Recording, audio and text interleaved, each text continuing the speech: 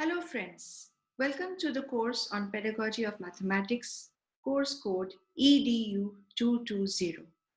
I'm Dr. Jonaki Ghosh, faculty at the Department of Elementary Education, Lady Shri College for Women, University of Delhi, where I teach courses on mathematics education. In this video session, I'll be talking to you about the nature of proof in mathematics, and throughout this video session, I'll be using PowerPoint slides. Please bear with me while I set this up.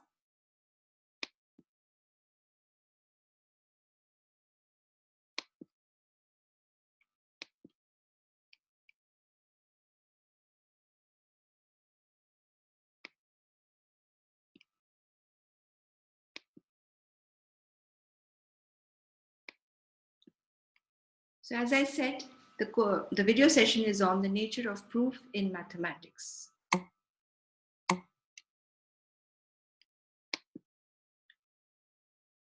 So the objectives of this session are as follows. First, we will discuss about what is proof. Then we'll go on to discussing the difference between proof and conjecture. Further, we will discuss the different types of proof, both direct and indirect. Within direct proofs, we will look at examples of proof by deduction, induction, exhaustion. Whereas in indirect proofs, we will look at examples of proofs by contradiction, contrapositive, and counterexample. The key words of this video session are conjecture, deduction, mathematical induction, conditional and biconditional statements, existence and uniqueness theorems. So what is proof? In mathematics, the truth of a statement is determined by constructing a proof. So proof may be defined as a logically sound argument that establishes the truth of a statement. Well, some proofs are very complex and only experts in the field can understand them, whereas others are quite simple and well within the reach of many. In general, proofs serve two purposes. One, they establish the truth of statements, that is mathematical statements, and they're also used to communicate a result to others. However, if we only consider these to be the only two purposes of proof, then probably we are looking at a very limited meaning of proof. So according to Michael D. Willers, in a paper that he wrote in 1990, he listed out many other purposes of proofs, and these may be listed as follows. Firstly, verification, which is concerned with establishing the truth of a mathematical statement. Explanation, which provides insight as to why the mathematical statement is true. Systematization, the organization of results into a deductive system of axioms, concepts, and theorems. Discovery, that is the invention of new results. So certain types of proofs or theorems should lead to new results and new proofs. Communication, that is transmission of mathematical knowledge. So according to Michael D. Willers, these are the different purposes of proof in mathematics. Let us look at some interesting and very well-known proofs. One of the most elegant proofs in mathematics is perhaps Euclid's proof of the fact that there are infinitely many primes. And subsequently in this video session, we'll be looking at that proof as well. And then there is another very well-known theorem, that is Fermat's last theorem, which states that the equation x raised to the power n plus y raised to the power n is equal to z raised to the power n has no whole number solution in x, y, and z for n greater than or equal to 3. Of course, for n equal to 2, we know it is 2, and that leads us to the Pythagoras theorem. But for n greater than or equal to 3, there is no solution in x, y, and z. In fact, this conjecture was proposed by the French mathematician Pierre de Fermat around 1637. And there's a very interesting story behind this. It is said that Fermat claimed that he knew the proof to this result, but he wrote in a notebook saying that the margin of this notebook is too small to accommodate the proof. Thereafter, world over, mathematicians struggled over centuries to find the proof of this great theorem. And it was only in 1994 that it was proved by Andrew Wiles, the British mathematician. So this is a picture of Pierre de Fermat, and this is a picture of Andrew Wiles on the slide. And then there are certain conjectures, very well-known conjectures, which are still open problems. And nobody has yet found a proof to these conjectures. One of them is the Goldbach's conjecture, which states that every even number greater than 2 can be expressed as the sum of two primes. So, for example, let's take the initial even numbers. So 4 is equal to 2 plus 2, 6 is equal to 3 plus 3, 8 is 3 plus 5, 10 is 3 plus 7, and also 5 plus 5, and so on. This conjecture was actually proposed by Christian Goldbach. This is a picture of Christian Goldbach to Leonhard Euler in 1742. Until now, it has only been verified for even numbers up to 4 into 10 raised to the power 18. However, it still remains to be an open problem. And this is a snapshot of the letter which was written by Christian Goldbach to Euler, which states the conjecture. Now let's come to the different types of proofs. As I shared in the objectives of this video session at the beginning, we will be looking at direct proofs. In a direct proof, we directly start with what is given in the statement which we have to prove. We can prove these by deduction, by mathematical induction, or even by exhaustion. And in indirect proofs, we prove the given statement by proving another statement which is equivalent to it. In this case, we will look at examples of proof by contradiction, by contrapositive, and counterexample. Let's look at proof by deduction. Let's look at an initial example. Let us suppose that we have to prove the conditional statement which is of the type P implies Q. We also further write it as if P, then Q. We start with the assumption that P is true and proceed to prove Q. So let's take a statement. If R and S are rational numbers, then R plus S is also a rational number. This is in the form of a conditional statement. If P, then Q. So P is the statement that R and S are rational numbers, and Q is the statement that R plus S is also a rational number. So let's start with the assumption that there are two rational numbers R and S, such that R can be written as M upon N and S can be written as K upon L, where M, N, K, and L are integers. To begin with the proof, let us look at what the expression R plus S looks like. So R plus S is going to be M upon N plus K upon L, which is ML plus NK upon NL. And this happens to be an integer since both the numerator ML plus NK and NL are integers. So we started with the fact that R and S are rational numbers, and we have established that R plus S is also a rational number. So this is an example of proof by deduction. Let's take another example. We can also prove deductive statements, conditional statements, using definitions and theorems to arrive at, so we start with P and we can arrive at Q. Let us look at this example. Let f be a real valued function, that is, f is a function going from R to R, defined by f of x is equal to 2x plus 3. Then f is a 1-1 function. So we have to prove that this function f defined by this rule is a 1-1 function. So let us look at the definition of a 1-1 function. One of the definitions is that a function f is said to be 1-1 if for x1 and x2 belonging to R, f of x1 is equal to f of x2 implies x1 is equal to x2. So if there are two real numbers x1 and x2 and their images f of x1 and f of x2 are the same, then it is necessary that x1 and x2 should also be the same. So to prove this, let us say that x1 and x2 belong to R such that f of x1 is equal to f of x2. This implies that 2x1 plus 3 is equal to 2x2 plus 3. So f of x1 means we have to substitute x1 in the expression for f of x, and similarly for f of x2.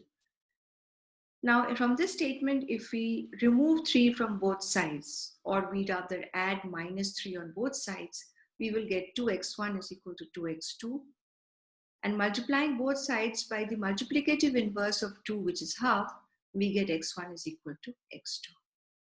So using the definition of a 1-1 function, we have established that f is a 1-1 function. Now we come to proof by mathematical induction. The inductive method of proof draws a general conclusion by observing particular cases. Now, so let's look at the principle of mathematical induction. Now, for example, consider the sum of the first and positive odd numbers 1, 3, 5, 7, and so on till 2n minus 1. We may make an interesting observation. The first odd number being 1 is obviously equal to 1.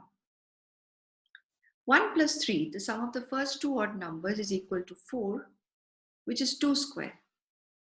1 plus 3 plus 5, the sum of the first three odd numbers is 9, which is equal to 3 square. And so on. 1 plus 3 plus 5 plus 7 is equal to 16, which is 4 square, and so on. So we may like to conjecture that the sum of the odd numbers 1, 3, 5 till 2n minus 1 is the square of the nth natural number. Mathematical induction is a method or technique of proving mathematical results or theorems of the above kind. It is well suited for proving results in algebra or in other disciplines of mathematics.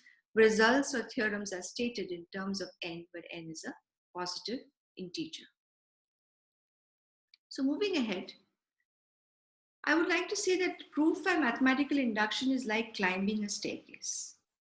So it is like saying that if you're, let's assume this is a staircase, and if I am able to climb to the first step, so to be able to climb the staircase, I should be able to at least climb onto the first step of the staircase.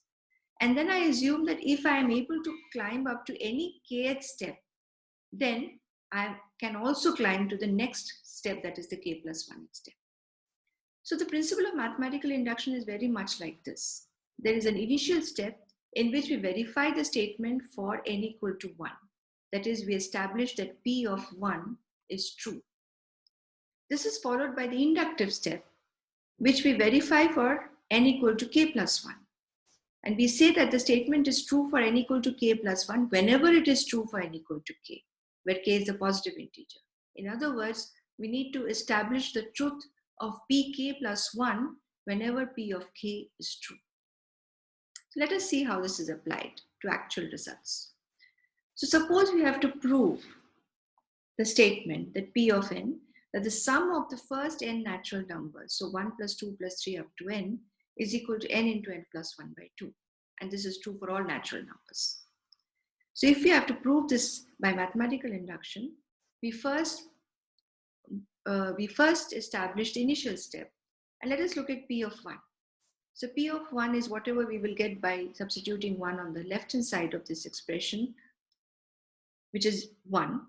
And if we substitute 1 on the right-hand side, we get 1 into 2 upon 2, which is also equal to 1. So both sides being true, p of 1 is a true statement. So once we have verified the initial step, we can proceed with the inductive step. Here we assume that p of k is true. That means the sum of 1 plus 2 plus 3 up to k, which is equal to k into k plus 1 by 2. That means we substitute n as k and assume that statement p of k to be true.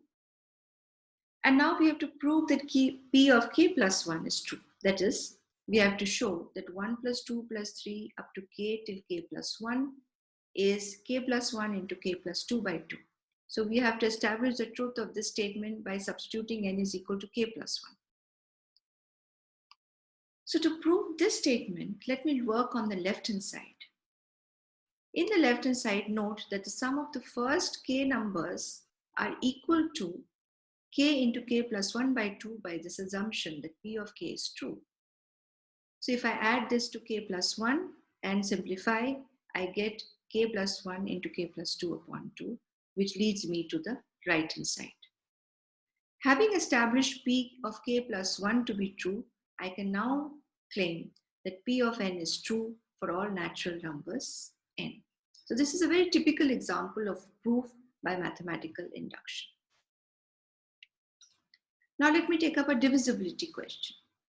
Let p of n be the statement that 4 raised to the power n minus 1 is divisible by 3. So any number which is of this form, 4 raised to the power n minus 1, is divisible by 3. So initial step p of 1 would be the statement that I will get by replacing n with 1. So 4 raised to the 1 minus 1 is 3, which we know to be divisible by 3, and therefore p of 1 is true. Proceeding with the inductive step, let pk be true, which means that p raised to the power k minus 1 is divisible by 3, So let us assume 4 raised to the power k minus 1 to be a multiple of 3, which is 3 times m for a positive integer m. Now we have to prove that p of k plus 1 is true. That is, 4 raised to the k plus 1 minus 1 should be divisible by 3. So let's work with 4 raised to the k plus 1 minus 1. 4 raised to the k plus 1 is actually 4 raised to the power k into 4 minus 1. Now I'm going to split this 4 in the next step as 3 plus 1 just to get a multiple of 3. And when I open up this statement, I get 4 raised to the power k minus 1 plus 3 times 4 raised to the power k. This is by opening the brackets here. But we know that 4 raised to the power, we have assumed that 4 raised to the power k minus 1 is 3 times m.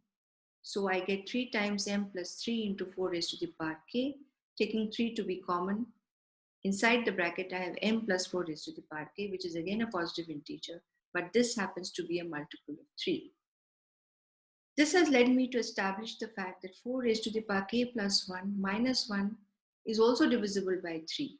That is, I have proved that p of k plus 1 is true whenever p of k is true. Therefore, p of n is true for all natural numbers n. The third kind of proof is the proof by exhaustion. Let us look at an example here. It is a kind of a mathematical proof when the statement is split into various cases and each case is proved separately. For example, I have to prove that every perfect cube is either a multiple of 9, one more than a multiple of 9, or one less than a multiple of 9. So this is a statement which I have to prove. We begin the proof with the statement that every integer n is either a multiple of 3, one more than a multiple of 3, or one less than a multiple of 3. We can establish this to be true very easily. Now let's take case 1. If n is a multiple of 3, so we can write n as 3 times m, then cubing n we get 27m cubed. And 27 can be split into 9 times 3. So 9 times 3m cubed is actually a multiple of 9. Case 2, let us take n to be 3m plus 1. That is 1 more than a multiple of 3. Numbers which are 1 more than a multiple of 3. Cubing n, that is 3m plus 1 whole cube, I get 27m cubed plus 27m squared plus 9m plus 1. From the first 3 terms, I take 9 common, which gives me 9 times 3m cubed plus 3m squared plus 1. And in addition to that, I have a plus 1 outside. So this becomes of the form a multiple of 9 plus 1. In the third case, if I take n to be 3m minus 1 and cube that, I get 27m cubed minus 27m squared plus 9m minus 1. And taking 9 common, I get 3m cubed minus 3m squared plus 1 minus 1. So this becomes a multiple of 9 minus 1. So we have proved that every perfect cube is either a multiple of 9, which is in the first case, a multiple of 9 plus 1 is as in case 2, or a multiple of 9 minus 1 as in case 3. So this is a proof by exhaustion, where we've listed the cases, different cases, and proved each one of them separately. Now we come to the indirect proofs. The first type is the proof by contradiction. And I mentioned this very famous theorem before, and Euclid's proof of this, the fact that there are infinitely many primes. Now in proof by contradiction, we start with just the opposite of what we have to prove. So since I have to show that there are infinitely many primes, suppose I start with the assumption that let the number of primes be finite. And let these be P1, P2 till Pn. So there are n finite primes. Construct a number n now such that n is the product of these n primes, P1 till Pn plus 1. So I have constructed this new number, capital N. Now this number, capital N, has to be either prime or composite, because every number that is there in existence has to be either prime or composite. If n is prime, then we've already found a new prime which is greater than all these primes. So because obviously in this case we have multiplied all the primes P1 till Pn and added 1. So if this is a prime, this is greater than all these primes. And that leads us to a contradiction, because we have started with the assumption that P1 to Pn are the only primes. If n is composite, then it must be divisible by one of the primes P1 till Pn, because we know that every composite number has to be divisible by a prime, at least one prime. But n is not divisible by any of this n is not divisible by any of the primes in this list, because if we divide n by any of these primes, the remainder will always be 1.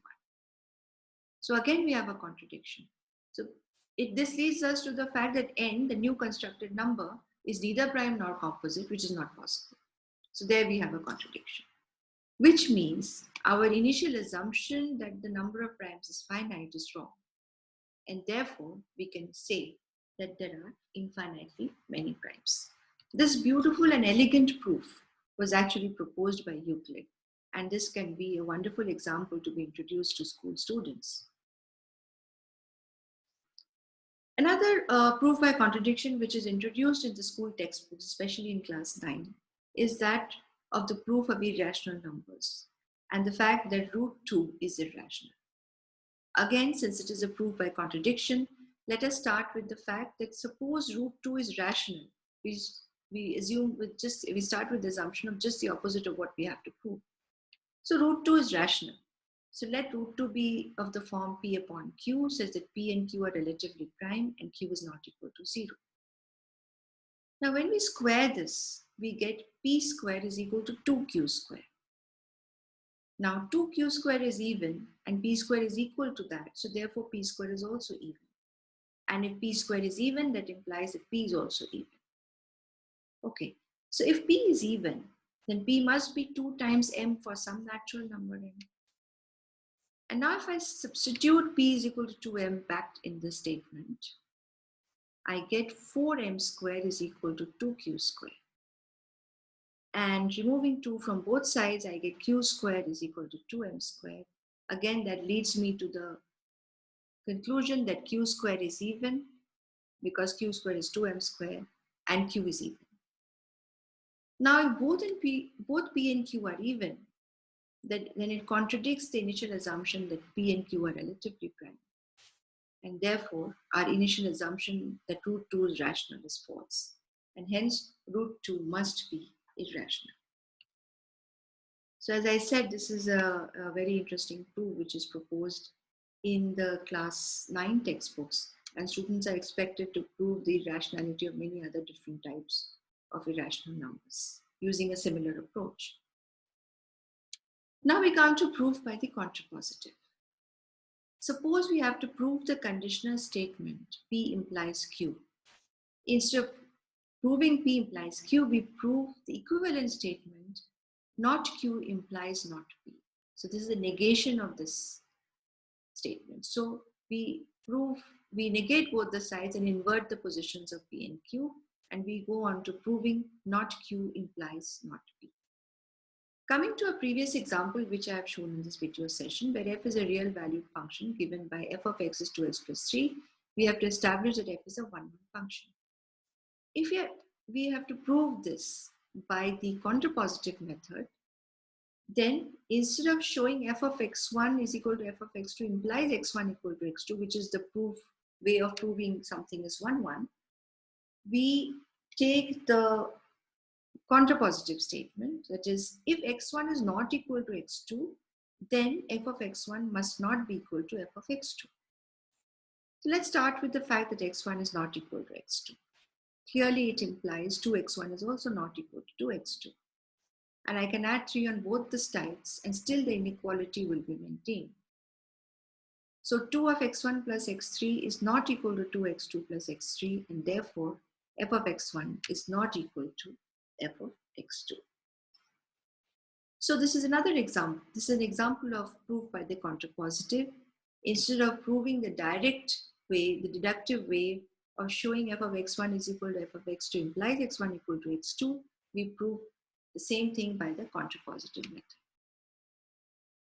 Okay, moving ahead, another example. Let x be any integer. If the quadratic expression x square minus 6x plus 5 is even, then x is odd. So I have to prove this. The contrapositive statement will be that if x is even, then x square minus 6x plus 5 is odd. It is much easier in this case to prove the contrapositive statement than the original statement. So if x is even, it is of the form 2m for some integer n.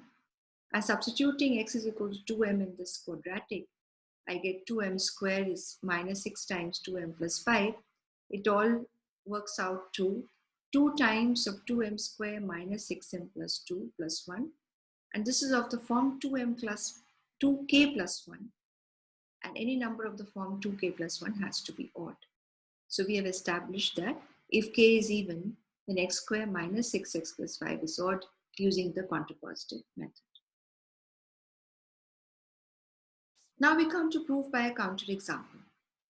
Let us consider the statement Pn is equal to n square minus n plus 41 is prime for all natural numbers. So we are claiming, the statement says that for all our natural numbers n square minus n plus 41 will always be a prime number. However, if I can find even one value of n which does not lead this to become a prime number, then we can say we have disproved the statement.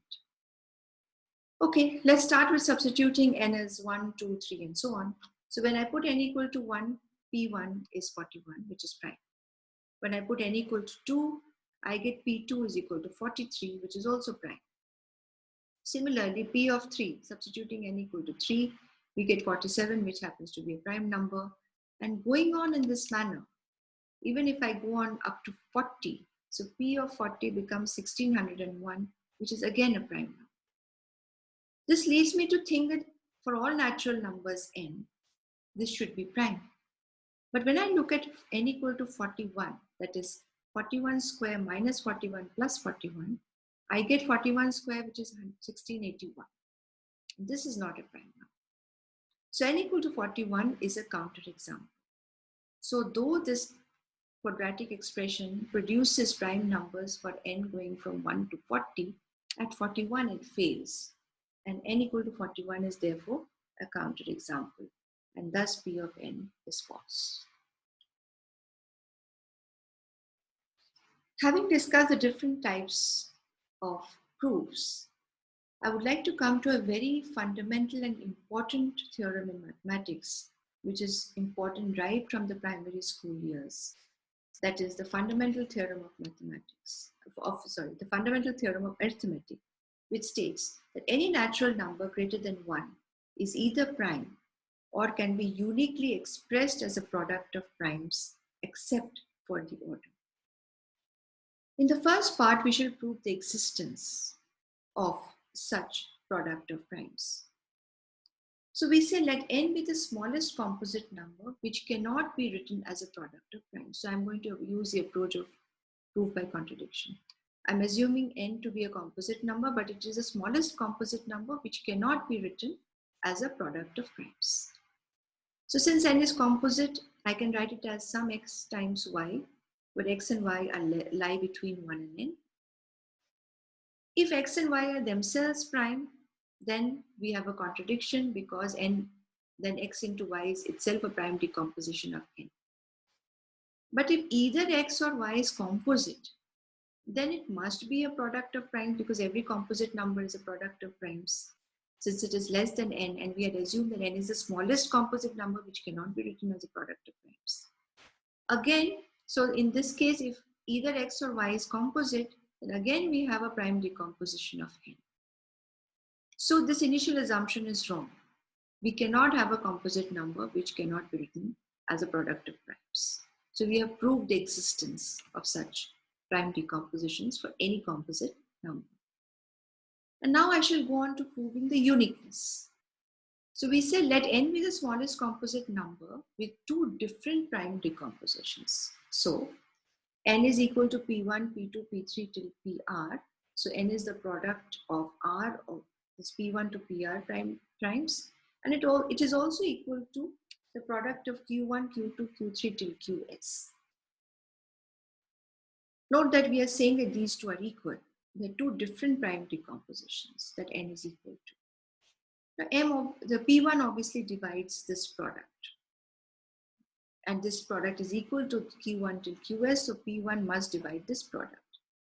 And therefore P1 divides Q1 into Q2, Q3 till Qs. This leads us to concluding that P1 either divides Q1 or P1 divides one of these Qis. So P1 being prime must be equal to one of these Qis for some I.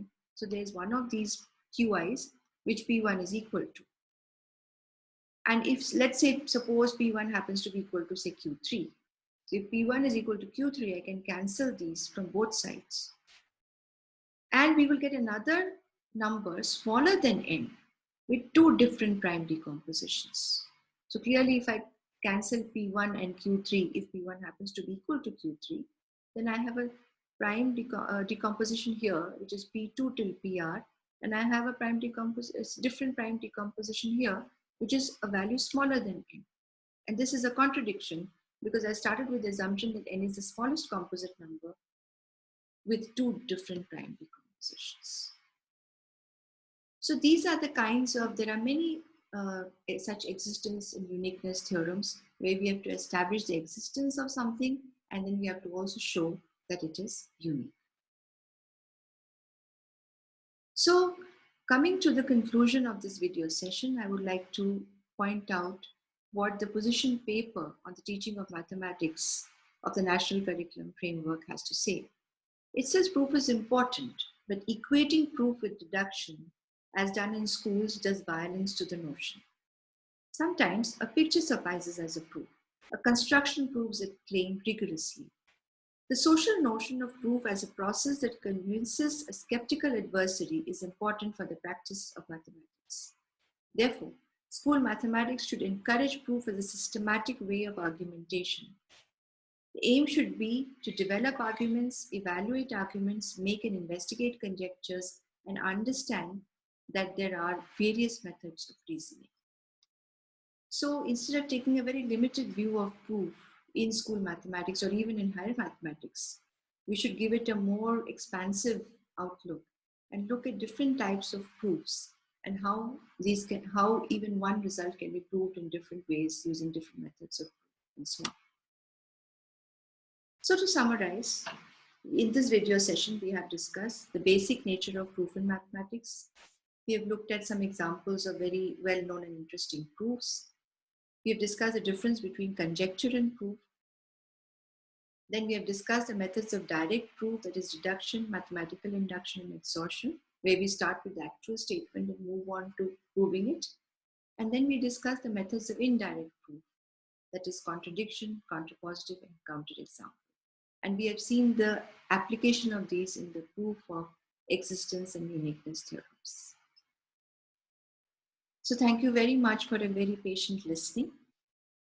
I would like to suggest these readings to enhance your understanding of proof.